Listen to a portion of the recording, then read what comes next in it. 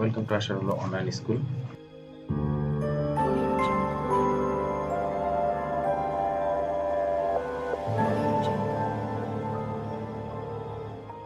আজকে আমরা number কনভার্সনের second part অর্থাৎ শেষ পার্টটা দেখব। প্রথমে আমরা দেখব decimal two binary conversion. Decimal two binary conversion আমরা নরমালটা দিচ্ছি, এখন ফ্র্যাকশন নাম্বার কিভাবে কনভার্ট হবে সেটা দেখব। এখানে আমরা উদাহরণ দেখতে পাচ্ছি 8.625, এটা একটা ডেসিমাল নাম্বার, একে আমরা বাইনারিতে নিয়ে যাব। 8 কে আমরা নরমাল নিয়মেই বাইনারিতে কনভার্ট করব। আমরা বাইনারিতে যেহেতু যাব, বাইনারি বেস 2 দিয়ে ভাগ করতে থাকবো। এরপরে আমরা 0.625 এটাকে বাইনারিতে কনভার্ট করার জন্য আমাদেরকে একটু অন্যরকম রুলস ফলো করতে হবে। সেটা হচ্ছে পয়েন্টের পরের নাম্বারকে আমরা 2 দিয়ে গুণ করতে থাকবো, যেহেতু আমরা বাইনারিতে যাব, বাইনারি বেস 2।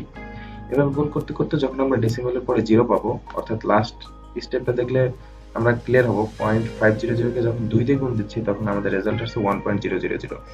এখানে 1টা হচ্ছে ডেসিমাল নাম্বার এবং পয়েন্টের পর এই ডেসিমালের পরে যখন 0 আসবে তখন আমরা গুণ করব না। 1 এর পরে 000 আসছে তাই আমরা গুণ করব না, এটা আমরা রেজাল্ট নিব।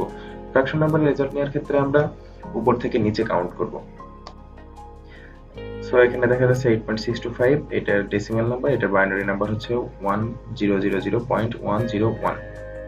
ওকে, এরপর আমরা ডেসিমাল টু অক্টালের উদাহরণটা দেখি। এখানে 9.30 একটা ডেসিমাল নাম্বার, একে আমরা অক্টালে নিব।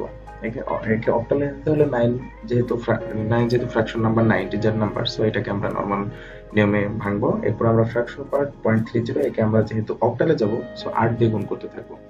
8 দিয়ে গুণ করতে করতে আমাদের একটা জিনিস খেয়াল রাখতে হবে যে যখন আমরা ডেসিমালের পরে 0 পাবো তখন আমাদের গুণ করা স্টপ করব। কিন্তু ডেসিমালের পর যদি আমরা 0 না পাই, সেক্ষেত্রে আমরা প্রথমে যে সংখ্যাটা পেয়েছিলাম, পয়েন্টের পরে যে সংখ্যাটা পেয়েছিলাম, পয়েন্টের পরে সেই সংখ্যাটা যদি আবার পেয়ে যাই তাহলে আমাদের গুণ করে স্টপ করে দেব। এখানে আমরা প্রথমে দেখতে পাচ্ছি 0.30 কে 8 দিয়ে গুণ করার ফলে আমাদের রেজাল্ট এসেছিল 2.40।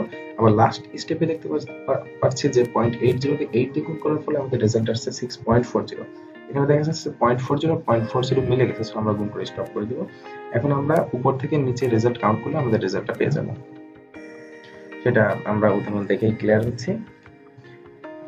এখন আমরা যাব অক্টাল টু ডেসিমাল কনভার্সনে। অক্টাল টু ডেসিমালের ফ্র্যাকশন কনভার্সনটা দেখতেছি আমরা। এখানে 45.352 এটা একটা অক্টাল নাম্বার, একে আমরা ডেসিমালে কনভার্ট করব। 45 আমাদের ইন্টিজার পার্ট, একে আমরা নরমাল নিয়মে ডেসিমালে কনভার্ট করব। আমরা জানি অক্টাল টু ডেসিমালে যাওয়ার ক্ষেত্রে অক্টাল, যেহেতু অক্টালের বেস 8, এই 8 দিয়ে আমরা অক্টাল নাম্বারকে গুণ করতে থাকবো। এখন 0.352 এই পার্টটাতে যখন আমরা আসবো তখন আমাদের মনে রাখতে হবে যে এটাকে আমাদের পাওয়ার মাইনাসে চলে যাবে, এটা পাওয়ার। যেমন এখানে 45.352 ক্ষেত্রে 4 গুণ 8 টু দি পাওয়ার 1 প্লাস 5 গুণ 8 টু দি পাওয়ার 0 প্লাস 3 গুণ 8 টু দি পাওয়ার -1, কারণ এখন আমরা ফ্র্যাকশন পার্টের কাজ করতেছি। তারপরে 5 গুণ 8 টু দি পাওয়ার -2 প্লাস 2 গুণ 8 টু দি পাওয়ার -3, এরপর যদি আরো থাকতো তাহলে -4 -5 এইভাবে আসতো। এটা গেল আমাদের অক্টাল টু ডেসিমাল কনভার্সন। এবার আমরা দেখব বাইনারি টু ডেসিমাল কনভার্সন।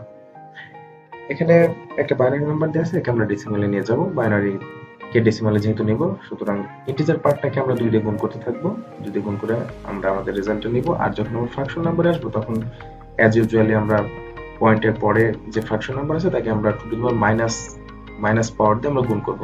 যেমন এখানে দেখা যাচ্ছে 1 গুণ 2 টু দি পাওয়ার -1 প্লাস 0 গুণ 2 টু দি পাওয়ার -2 প্লাস 1 গুণ 2 টু দি পাওয়ার -3, এরপর যদি আরো থাকতো তাহলে আমরা -4 -5 এভাবে যেতাম। তারপর এটা ক্যালকুলেশন করলে যে রেজাল্ট আসবে সেটা আমাদের এক্সপেক্টেড রেজাল্ট। এরপরে আমরা দেখব বাইনারি টু অক্টাল কনভার্সন। এখন বাইনারি টু অক্টাল কনভার্সনের ক্ষেত্রে আমাদের একটা জিনিস মনে রাখতে হবে, সেটা হচ্ছে যে আমাদের অক্টালের বেস 8, এই বেসটা আসলে বেসিক্যালি এই বেসটা আসে হচ্ছে 2 টু দি পাওয়ার n সূত্র থেকে। এখানে আমাদের বেস যেহেতু 8, অর্থাৎ 2 টু দি পাওয়ার 3 সমান হচ্ছে 8।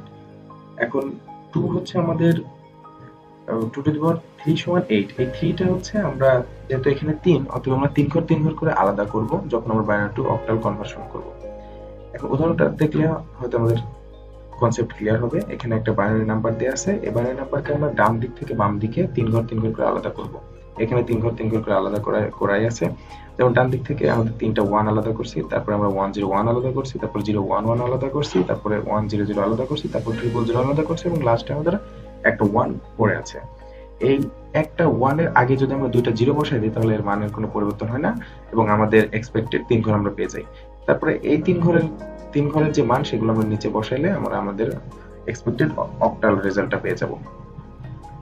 এখন বাইনারি টু অক্টালের ফ্র্যাকশন নাম্বারটা কিভাবে বের করে সেটা দেখব।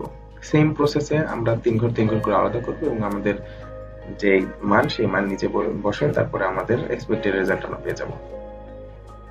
ওকে, এরপরে আমরা দেখব বাইনারি টু হেক্সাডেসিমালের কনভার্সন। বাইনারি টু হেক্সাডেসিমালের ক্ষেত্রে আমাদের হেক্সাডেসিমালের বেস হচ্ছে আমাদের 16 আর এটা আসছে 2 টু দি পাওয়ার n সূত্র থেকে 2 টু দি পাওয়ার 4 মানে হচ্ছে আমাদের 16। এখন পাওয়ার যেহেতু 4 অতএব আমরা চার ঘর করে আলাদা করব। এখানে বাইনারি নাম্বারটা দেখা যাচ্ছে আমরা ডান দিক থেকে চার ঘর করে আলাদা করছি। তারপর এটার যে ডেসিমাল নাম্বার সেটা বসাই দিলে আমাদের হেক্সাডেসিমাল নাম্বারটা আমরা পেয়ে গেলাম। সেম প্রসেস আমরা ফ্র্যাকশনের ক্ষেত্রে ইউজ করব। ফ্র্যাকশনের ক্ষেত্রে এখানে দেখা যাচ্ছে যে আমাদের পয়েন্টের পরে তিনটা ঘর, ডান দিক থেকে যদি আমরা আসে তাহলে আমাদের তিনটা ঘর পাচ্ছি 101, কিন্তু আমাদের দরকার চারটা। এখন আমরা জানি যে পয়েন্টের পরে যদি আমরা জিরো বসাই তাহলে মানের কোনো পরিবর্তন হয় না, অতএব আমরা 101 এর পর আরেকটা জিরো বসাবো। ভুলেও 101 এর আগে জিরো বসাবো না, কারণ তার আগে পয়েন্ট আছে। আমরা জানি পয়েন্টের পরে যদি জিরো বসাই তাহলে মানের পরিবর্তন হয় না। ওকে, এভাবে আমরা করলে আমরা আমাদের এক্সপেক্টেড রেজাল্ট পেয়ে যাব।